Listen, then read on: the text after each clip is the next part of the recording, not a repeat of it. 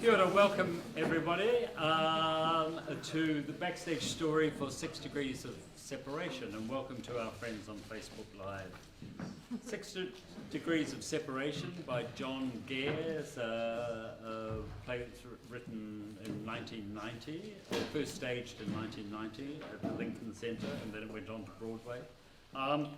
When I was putting together the program for this year, I wanted, I was looking for a modern comedy of manners to do in this slot between A Fine Balance and Rosencrantz and Guildenstern, and then I suddenly remembered that a few years ago we did a reading of this play for the Writers' Festival. Victor Roger, the playwright Victor Roger, was asked to choose a play that was influential to him in terms of creating his work, and he chose 6 Degrees of Separation, and we staged it for him. We did a staged reading of it. So I remembered it, and I thought, ooh, that would fit very nicely into the program. And Jennifer was available to play the part that she played before, and we gathered together this huge cast and the lovely creative team here. It's a very interesting play based on a factual incident that New Yorkers would have been very aware of, where a man called David Hampton, that's not his name in the play, but in real life his name was David Hampton, he actually came from a kind of he was Afro-American. He came from a middle-class background in Buffalo, but decided that he wanted to experience the life of the glitterati of New York. So he wormed his way into the lives of New York Upper East Side families. You find out in the play how he went about this, and quite by chance, as often happens when you're working on a particular play, synchronicity comes into play. We found out that one of our patrons, one of our ATC patrons, actually shared the same digs as David Hampton in New York. And a friend of a friend was the person who had their address book stolen by David Hampton. So there you are. 6 degrees. 2 degrees, probably. Yeah. 2 degrees of separation. And there's a lot of humour in the play about how the boy's father is auditioning for a film that he's going to make on the musical Cats. And it was very hilarious because no one can imagine Cats as a musical until now. In December, there will be a musical of Cats. You can go online and see the trailer of the Cat. Or don't. Yeah, don't. Scary. Don't. I've always admired Judi Dench and the work that she's decided to do, but Judi Dench as a cat, I'm not quite sure about. But it's got, so Judi Dench, Taylor Swift, who already looks like a cat, and Ian McKellen, a whole lot of famous actors. And what's that English actor? Idris Elba. Yeah, Idris Elba. I'm seeing a Ian McKellen. And quite by chance, 2 Degrees of Separation again. This one here actually worked with Idris Elba in, was it a film or a TV series? TV series in the States. So there you go, in England. So we're all... You were a good corpse in it. I wasn't that one. So, 6 Degrees of Separation was, of course, made into a movie about 1993, starring Will Smith. I think it was Will Smith's... Best movie, I think it was his his breakout movie, and also starring Stockard Channing, who played the part on Broadway. So it's really, I guess, about self-deception. It's about art and artifice, because they're wealthy art dealers, well, supposedly wealthy art dealers, Weezer and Flan Kitteridge. But I'll let the actors tell you about introduce themselves and tell you about a little bit about their characters. We don't need the whole shebang. And the creative team will introduce themselves, starting with Joe at the end. Yeah, yes, yeah. Just I'm doing the lighting design for the space. Yep. Most of my work will be done in the theatre. I'm illuminating things. Everything's in my head at the moment. I'm Lucy. I get to dress and costume these lovely bodies. I'm John and I've designed the set. I'm Tane and I'll be playing Paul and he is trouble. Hi everybody, I'm Andy Granger and I'm playing Flan Kitteridge, husband to Weezer, father to Woody and Tess, and actually we don't know the other one, do we? no. Find out the other one. Tess No, she doesn't and have a Woody, name. Yeah. they're our kids. Yeah, Yeah. and he's an art dealer who's very interested at this point in acquiring a Cézanne. Yes. And I play Weezer, which is short for Louisa Kitteridge.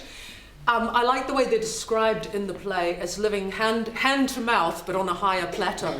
Yeah, so we're Fifth Ave, Upper East Side, and my friend who lived in New York at the time said there was a sort of desperation about these people who are literally 6 months away from utter ruin and having to make the next deal work all the time to maintain this sort of Facade. it's this facade and this rarefied existence, well, seemingly rarefied existence. Yep, both of our children went to Groton, which is a prep school in Massachusetts, and they're at Harvard now. Yeah, so that's us.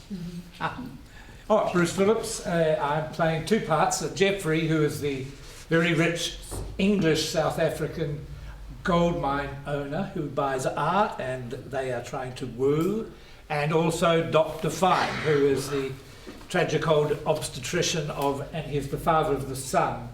His son. Doug. Yeah, of Doug. Who's there? And in another thing of one degree, I worked a lot with Ian McKellen in Lord of the Rings, who played Geoffrey in the movie on Separation. Great. But I'm not copying. Hi, I'm Brinley. This is my second show with ATC. I was in Peer Gynt Recycled with them as well. I was playing the Noijin. And in this show I'm playing Tess, the daughter of these two. I think there's a family resemblance a little bit. And I'm also playing Elizabeth, who's an aspiring actress from Utah, who I think we're going to do a scene later on. So you'll see her then. Yeah. Hi, I'm Joe Bukowski. This is my third show with ATC, did 2 last year. I play Trent, who, without giving too much away, is an acquaintance of Paul that teaches him a few things, mainly about how to exist in the world of people such as Flanders and Weezer. He's a disgusting person, so if you want to see that, come along. And I also play the son of Kitty and Larkin, who's also another horrible person. So definitely being typecast. The children are entitled with a capital E, Yes. right? Little entitled Trustafarians. Hey, I'm Matt Moore. I play two roles. So I'm Doug, the son of Dr. Fine, and I really don't like him. But I do love him. And I also play Hustler, which is who's also trouble. We'll find out. Trouble. Hello, I'm Lisa Chappell and I will be playing Kitty, this one's mum.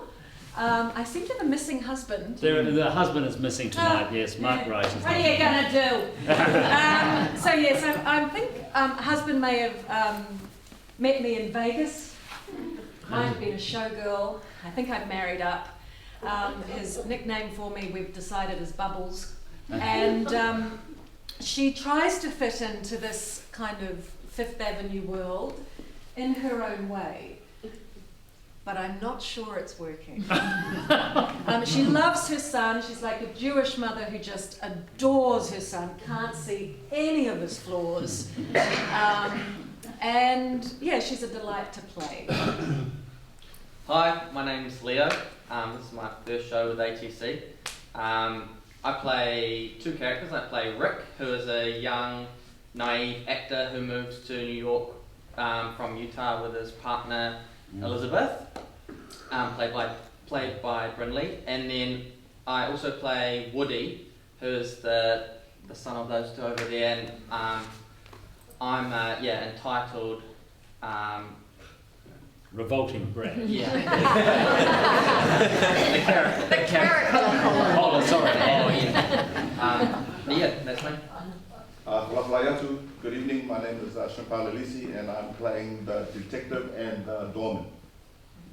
Cool. So, shall we talk a little bit about what it's going to look like, John, before we look at some scenes? Sure. Yeah. We want to.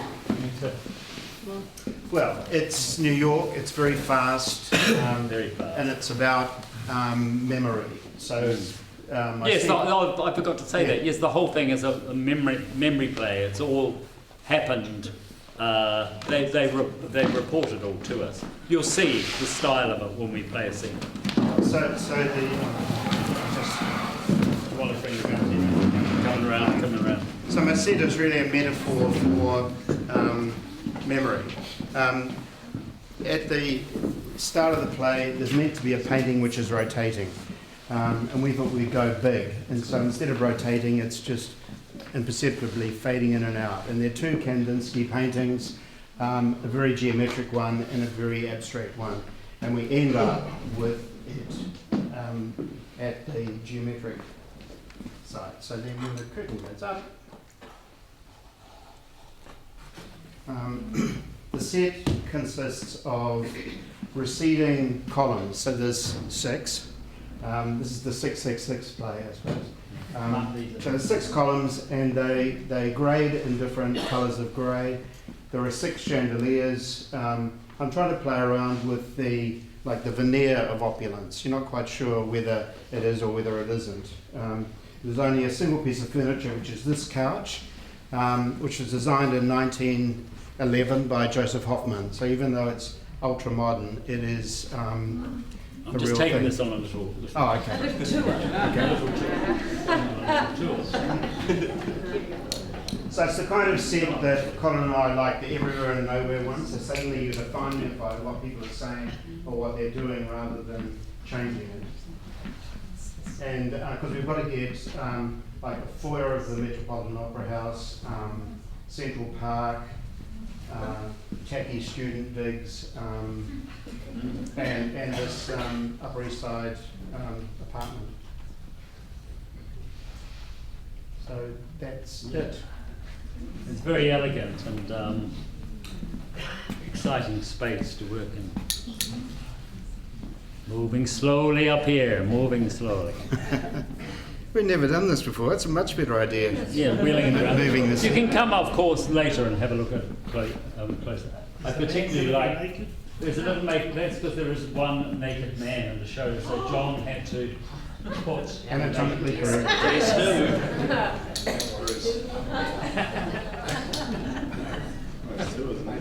All right, it's me. We'll keep you guessing as to which one it is. Cool, and we're very lucky. Thank you, John. So we're very lucky to have Lucy as senior doing our costume design because Lucy lived in New York at this time. Or, yeah, it was at this time. Yeah, so she's been invaluable in talking with us about the art world in New York at that time. Do you want to talk? Oh yes, we want to. Do you want to drag out your should we? Or you, theme boards? You can visit these little boards. You stay there, but we need people to hold. Well, the characters. Oh, okay. Cool. The inspiration largely came from a very fascinating state of the art market during this time, and some of its iconic players. So you might recognize a few of them. They're trying to find their. That's your one. Oh, it's yeah. We should have rehearsed this. Come right down here. Here's my one.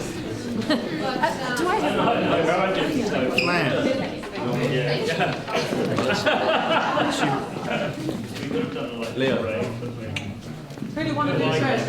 I'll just do a big broad presentation. The characters we've said. Yes, it's quite good if you stand with your Joe. This is your one. Oh yeah, stand with your own.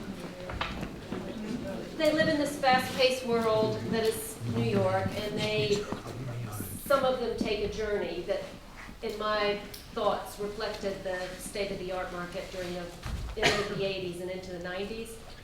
And they've got this woman here. Yeah, so Mary Boone is an iconic player in the art market. She's a real thing. Yeah. And She went to prison. Yeah. Yeah. Martha Stewart. Yeah. So Like Martha. The Martha Stewart of the art Weeza's world. character fit right in there, and she takes this journey that's same as the art market did. They all have the residue of the oil slick, nefarious, moneyed 80s junk bonds, and then the 90s was a different movement. It kind of softened, and it was almost earnest, and Weeza kind of takes that journey, that softening, and Paul kind of takes that journey, and Flan sticks to his guns and stays at that very legacy steward position of a private art salesman. So, it was a very specified, mostly he's good at it, and he stuck true to that. But everyone else kind of takes a journey into that softening of the art market that was the 90s turned out to be. Do you want to talk about Kitty's Versace? Kitty can really fit in with that iconic kind of 1991 Versace runway of where every woman wanted to be that silhouette of the take of the Chanel suit, the raunchy take of the Chanel suit. So Kitty's kind of on the board at the Children's Memorial Hospital, but she shows up to these fundraisers in this absurd Versace kind of wearing too much outfit. gold. Yeah. And so all the Weezas in the New York society women hate her. And then Jeffrey's gorgeous in his linen take on the traveled South African colonial. When you're finished, guys, put them at the back over there. Yeah. Have a look. Lots of good clothes horses in this cast dress, so it was not hard. And so Paul is dressed in very Ivy League kind of clothes, isn't he? Very preppy. Yeah, very preppy. But likely stolen or found in the thrift store. Maybe. Yes. Yeah. We'll be around afterwards, so come over and have a look at them. Just put them in the back wall and we can talk in detail. It's a bit hard when you're so spread out. So shall we have a look at a little scene from it? Shall we take all the chairs off, guys? Yeah.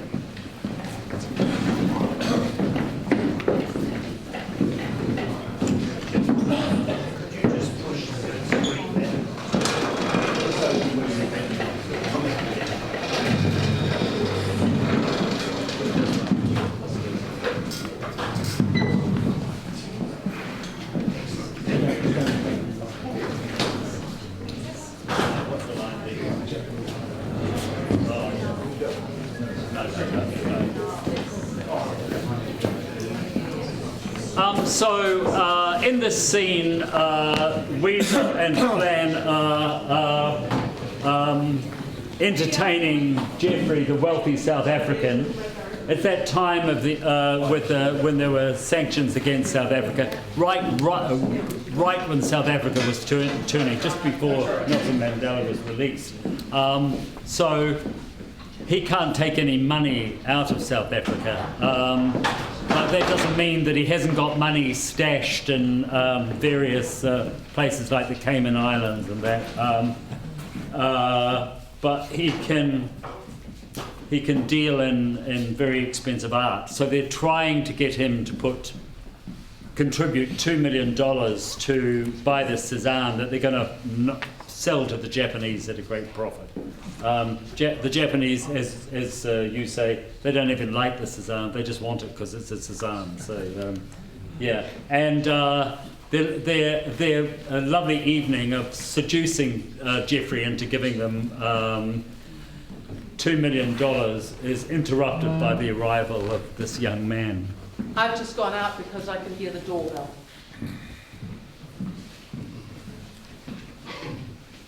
Okay.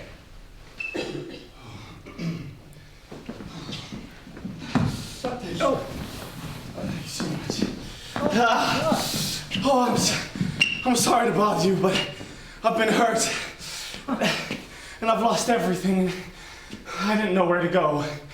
Your kids, I'm a friend of... He mentioned our daughter's name. And the school where they went. Harvard.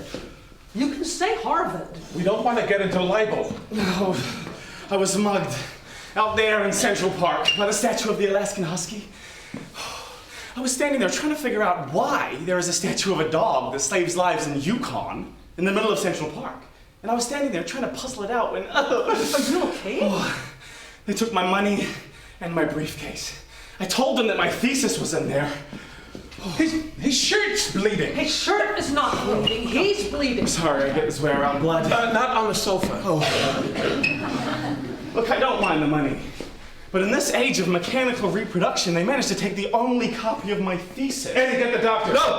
No, I'll survive. Yeah, you're going to be fine. Thank you, Eddie. We bathed him. We did first aid. It's been wonderful seeing you. No, stay. $2 million, $2 million. My time is so short. Before I leave America, I really should... Where are the bandages? Red Cross advisors press the edges of the wound firmly together. Wash the area with water. May I borrow your phone? Oh, no, you darling. Oh, you just sit back there. This won't take a moment there. Woody, Flan, get a clean shirt from Woody's room. Jeffrey, have you seen the Cezanne? I went down the hall to get the book on Cezanne for Jeffrey, got the gauze from my bathroom, gave the Cezanne to Flan, who wanted the gauze, gave the gauze to Jeffrey, who wanted Cezanne. $2 million, $2 million. He's going to be fine. And peace was restored. Your kids, they said you were kind. One night, all the kids were sitting around the dorm dishing the shit out of their parents. But not your kids. Your kids were silent and said, no, not our parents. Not Louisa and Flan, not the Kittredges. The Kittredges are kind. So, after the muggers left, I looked up, I saw these Fifth Avenue apartments, and I know Mrs. Onassis lives there. The Babcocks live there. The Auchinclosses live there, but you live here, so of course I came here. Yeah. Can you believe what the kids said? We mentioned our kids' names. We can mention our children's names. Our children are not going to sue us for mentioning their names. Oh, but your kids. I just love them. Talbot and Woody mean the world to me. He let you call him Woody? Nobody's called it Woody in years. They described this apartment in detail. Oh, the Kandinsky. That's a double. One painted on either side. Yes, we flip it around for variety. Oh, it's wonderful. Vasily Kandinsky, born 1866, Moscow. Blue Rider exhibition, 1914. Yeah, it's exactly as they said it would be. Jeffrey had been silent up till now. Did you meet your parents?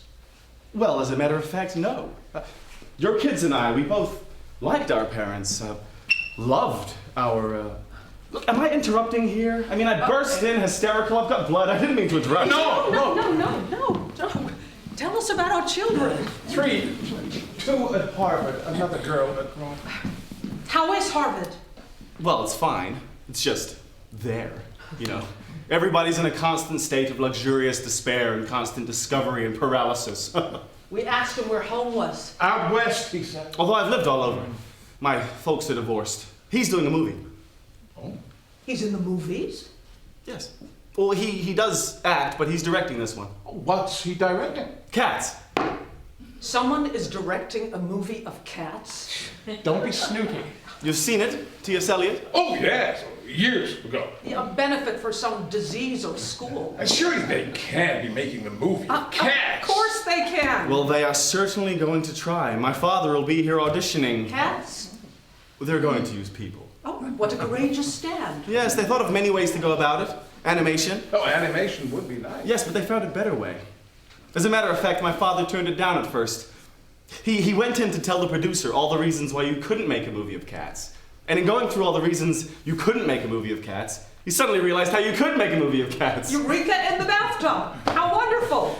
May we ask, who? And it was here we pulled up, ever so slightly, pulled up closer.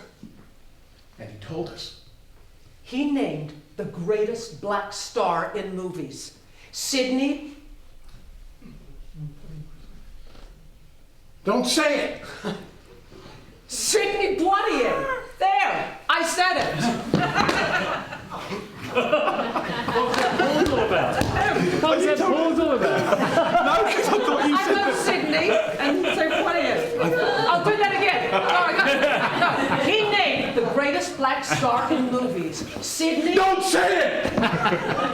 Thank you. I thought you said It's all right. It's all right. Okay, right. Well,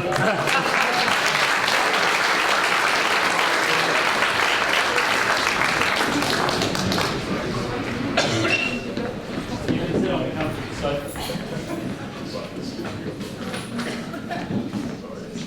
Yeah, so he claims his father is Sidney Poitier. So, all right, let's have a look at another scene. This is from the second act of the play, and you're up. Give it time. Okay. Yeah. You right? Yeah. Let me squeeze back in here.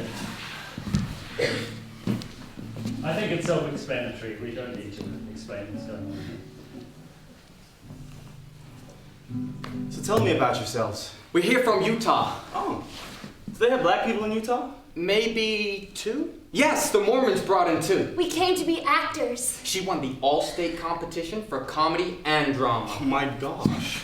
The quality of mercy is not strained. It falleth like the gentle rain from summer. Heaven. And we study and wait tables. Because you have to have technique. Like the painters.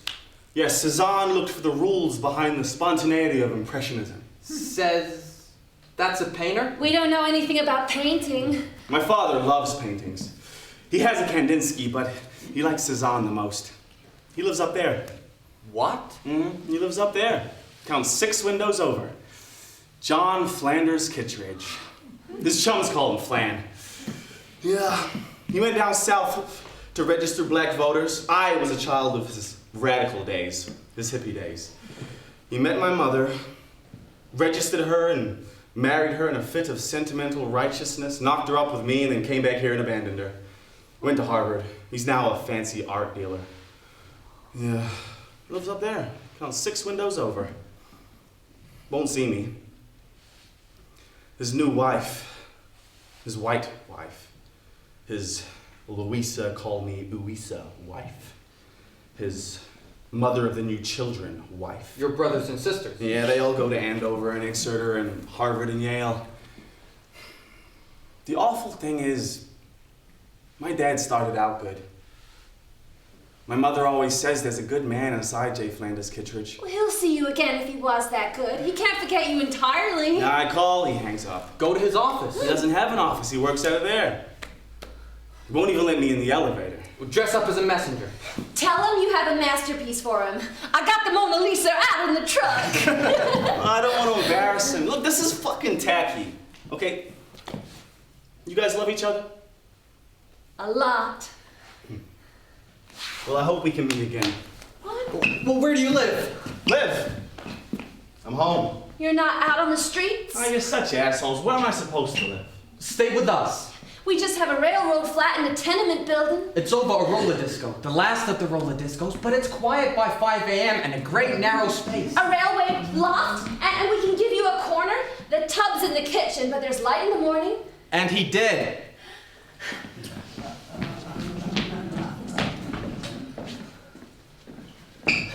This is how you must speak. Hear my accent. Hear my voice. You don't say you're going riding. You say you're going riding. Riding. And you don't say couch, say sofa. And you say bottle. It's bottle. Say bottle of beer. Bottle of beer. Bottle of beer. And you don't need to be afraid of rich people. You know what they love? A fancy pot of jam. That's all. And you need to get yourself a patron. That's what you need.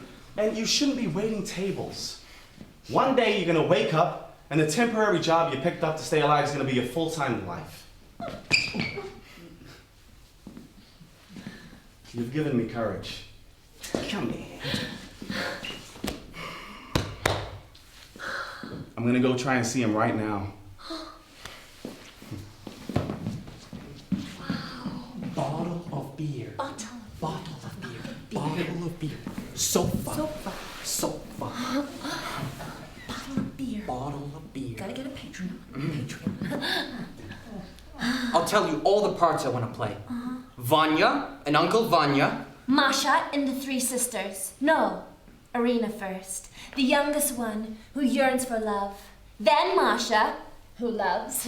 And then Olga, the oldest one who never knows love. I'd like a shot at Laertes. I think it's a much better part. Do you think it'll hurt me? What'll hurt you? My resemblance to Michelle Pfeiffer? He wrote me! I wrote him and he wrote me back! He's gonna give me $1,000. That's just the start.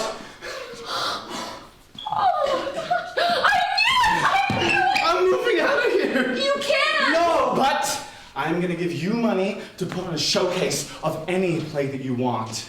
Any play. And agents will see it, and you'll be seen, and you'll be started. And when you win the Oscars, both of you, you'll look down the camera and you'll thank me. I want to thank Paul Kittredge. Thanks, Paul. But there's just one problem. He's up in Maine, and that's where I'm meeting him. He's up there visiting his parents, my grandparents, whom I've never met. He's finally gonna tell my grandparents about me. He's gonna make up for lost time. He's gonna give me money. I can go back home and I can buy my mom that beauty parlor that she wanted her whole life. But there's just one problem. How am I gonna get to Maine? The wife, she checks every bill. He has to account for the money. She handles the purse strings. How am I gonna get $250 to get to Maine? How long would you need it for? I'll be up there a week. I could wire the money back to you. Could lend it to him for a week. We can't. What if something happens? You're like his stepmother. These women holding on to all the purse strings. No. We worked too hard to save that money. I'm sorry. I'll meet you both after work. If your father loves you, he'll get you that ticket up there.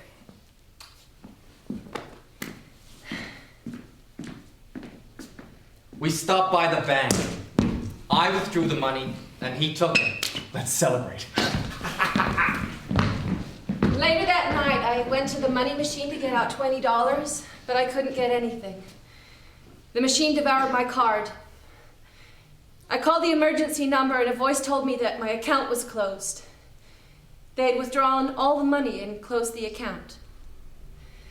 I went down to that apartment on 5th Avenue and I told the doorman, I want my money. I work hard. I wait tables. I saved. I'm here to try to get to know people. Where am I supposed to go? Who do I know to go to? The quality of mercy is not strained. Well, fuck you, quality of mercy! Cool. Thank you.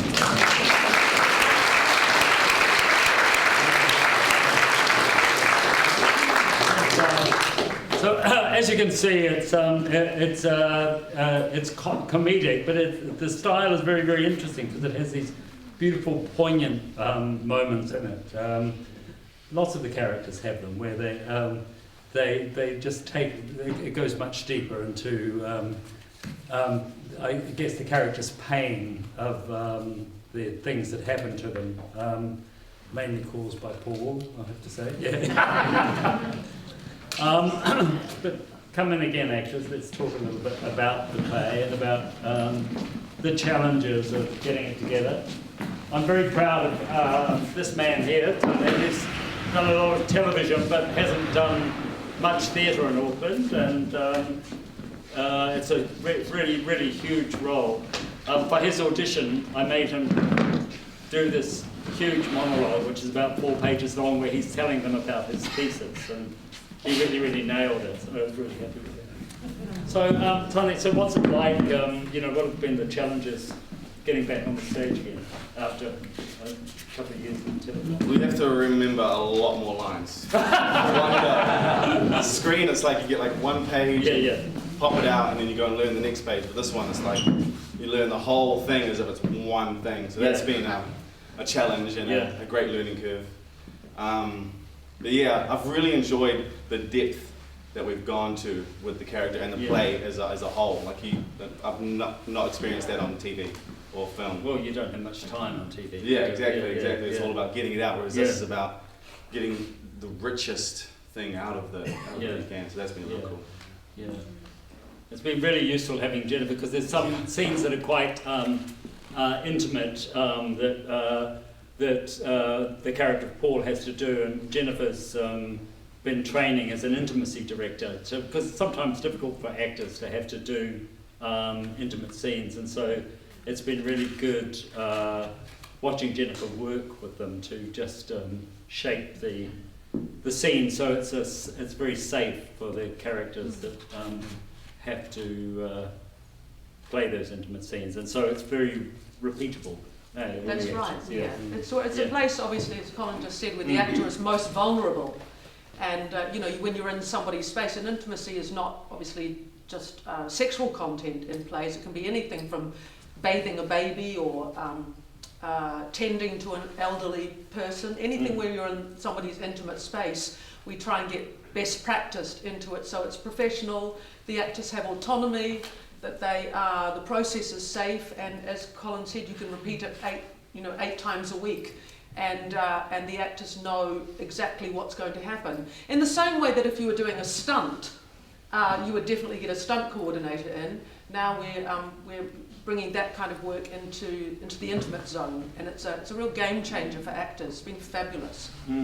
So wonderful for me to get an opportunity to do that. Yes, and in some ways, intimate scenes I think are more difficult than fight scenes sometimes, aren't they? Yes. Yeah. They are. Yeah. Because it's important that you're not bringing particularly if there's a sexuality involved, you're not bringing your personal sexuality to it, you're bringing the character's sexuality to it, and it's separating that out so you're always keeping it professional. And then you stop things like that weird muddying that can happen, and, you know, stuff happens in rehearsals and in runs of plays where the lines get blurred. So doing this kind of work keeps everything very, very professional. Any comments from what I love about this cast? I always love casts where we have experienced senior actors and rookies or people who are starting out in the business, because it's really nice to pass on and for them to be watching the youngies to be watching the actors, the technique of the older actors and things. But any other challenges or observations from you, like Leo, or I don't expect anything from Joe Wilkowski, but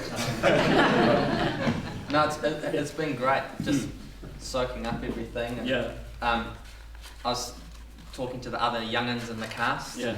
We like to stick together. No. I was just talking to them about how at the read through, just being able to pick up on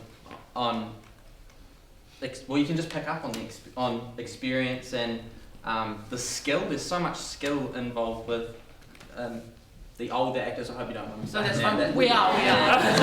It's all right. There's no avoiding it. Well, the older actors. Yeah. No, we don't like that. Oh. The elderly actors.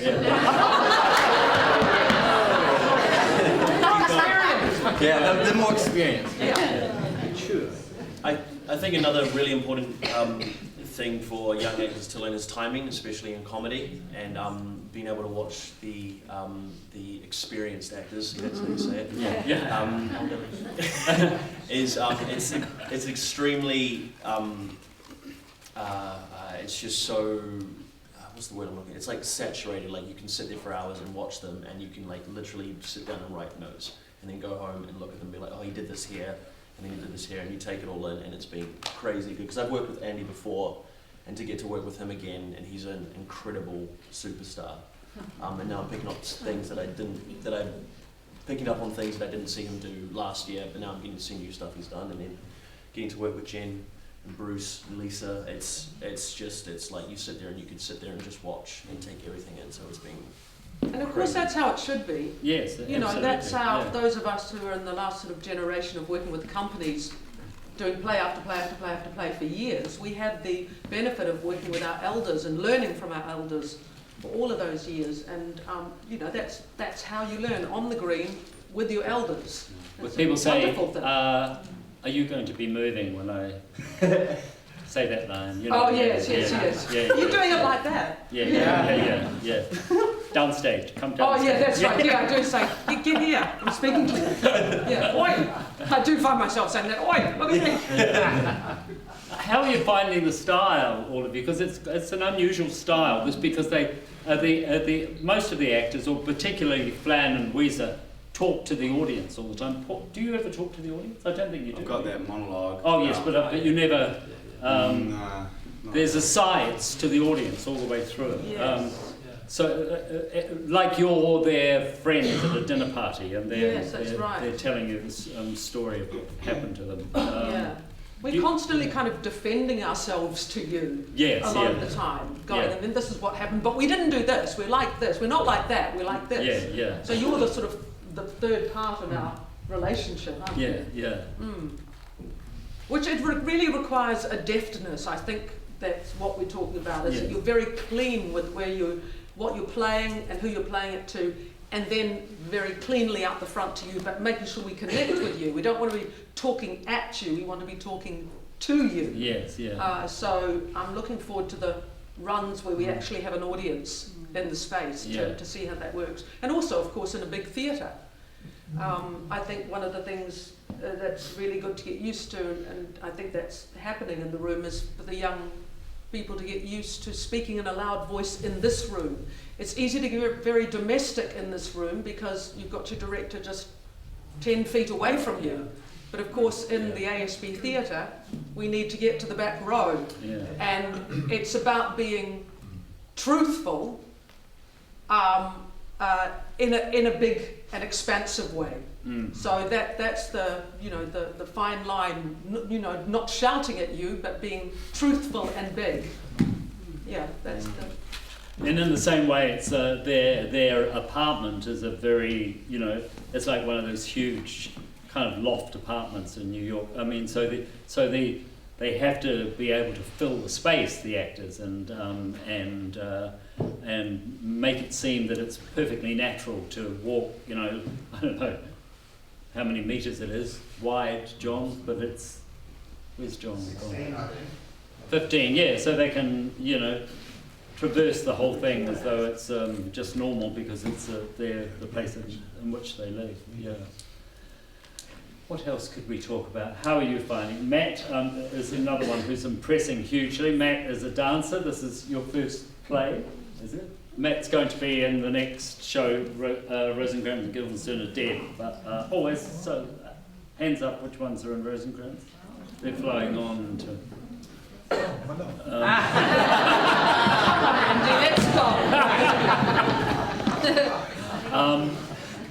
go. Has it been strange working with actors instead of dancers? Well, definitely in some ways. We're better. We're better. And in other ways, observing and being part of the process is kind of the same in some respects. You use your instincts where they're needed. Because people expect you to be a professional performer, not just an actor or a dancer or whatever you are. So you're a performer in the performing realm, and there's a certain expectation there, and I'm really passionate about that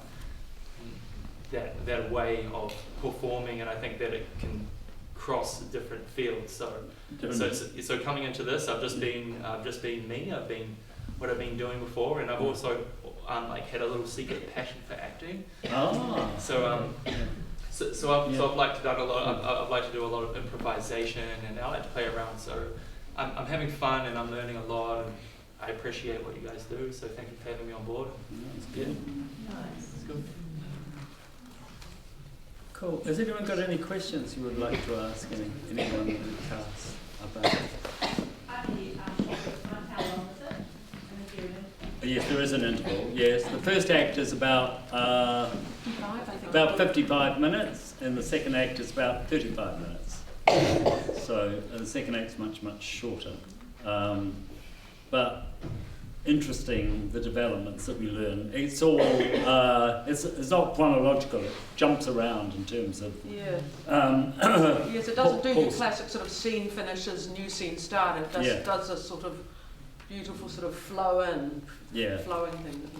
And we jump back to Paul and situations before he met Weezer and Flan. So, but I don't think it's confusing, is it at all? It's all.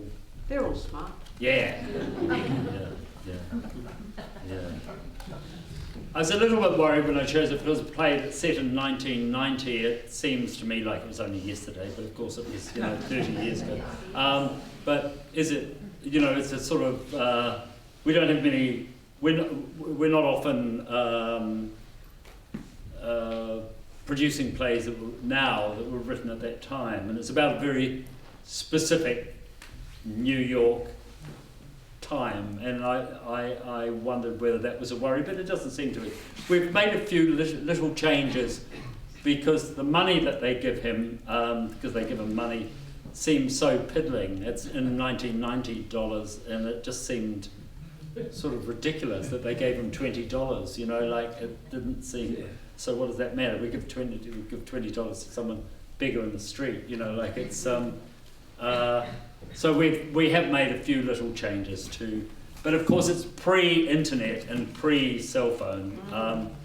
So all the young actors didn't know what to do when they were standing around on stage.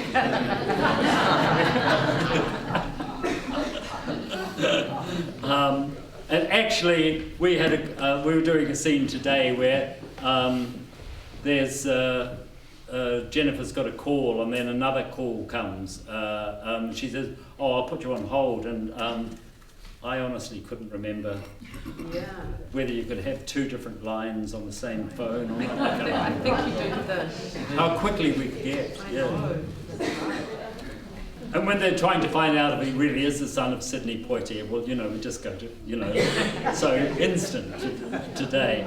But it takes them a little bit longer to try and work it out. But it's all for comedic effect in the play, so I don't think it's problematical. Any more questions? No? They're all happy. I was just talking about the difficulty of the actors who are playing dual role. Oh yes, yeah. How tricky is that for you? Well, it's a particularly interesting one, this one, going from South African to New York Jew, so I hope I don't mix them up. That's what I won't, but it does make an interesting skill set. Hopefully we'll change. Well, Lucy is working to change the look of all the characters, so he won't have that those long flowing locks when he's the Jewish doctor. No, he might have a leftover wig from the audience or something. I don't know. We'll work out that tomorrow. Yeah. I think with the dual roles as well, we don't have to swap between them. So that we're one and then we're another, and then we don't go back to. No, that's handy. Oh, yeah. Apart from Brinley, but Yeah, I guess acting. But they are markedly different, aren't yes. they? Yeah. Their energies are totally different. So, yes. Yeah. She's got the lovely, dreamy Elizabeth from Utah, and then the horrible, spoilt little rich girl who's going to Afghanistan to climb mountains and does everything to annoy her parents. Yeah. So they're quite different. Yeah. But it's interesting you say that because. Because we're talking about costume changes for the main characters, and I was saying, well, we have to be careful that the audience don't get confused that Jennifer and Andy are suddenly playing different characters too, because they have costume changes. I don't think you will. Yeah. They're great, the costumes. They're very, very amusing. Yeah. They'll take you back. Yeah. But please come and have a closer look at the set and have a look at the theme boards for the costumes here. And yeah, thank you for coming. Such a lovely turnout.